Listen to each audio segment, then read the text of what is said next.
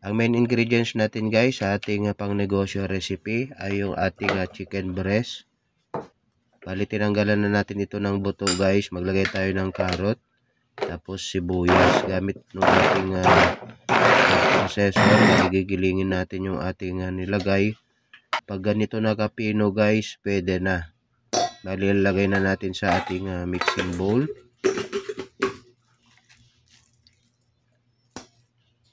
Ayan, tapos maglagay tayo ng onion leek guys.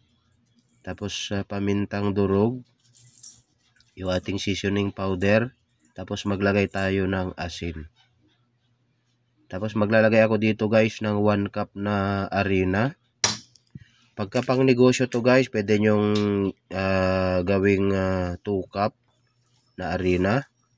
Para mas marami kayong magawa.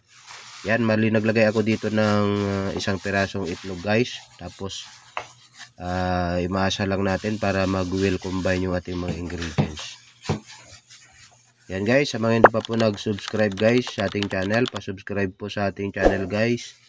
And don't forget to click the notification bell para lagi kayo updated sa mga bagong upload nating mga video. Okay, magbibilog na tayo guys. Ang panukat ko dito guys, bali yung kutsara. Ayan, ganyan lang magbilog guys. Pagka pang negosyo guys, yung bilog, pwede nyong liitan ito para mas marami kayong magawa. At mas malaki yung inyong kikitain.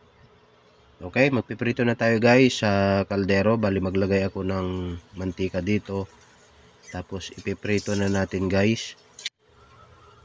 Hanggang mag golden brown po siya. Ayan. Itong recipe na to guys, trending ito na pang negosyo, mabenta at talagang dinudumog. Talagang gustong gusto ng mga customer ito guys. Okay, at ganito na nga guys, yung pagkabilog ko kasi dito guys, medyo malalaki. Yan, pwede nyong hatiin pa yan para mas marami kayong magawa. Ayan, sa halagang 90 pesos guys na puhunan, pwede kayong kikita dito ng triple.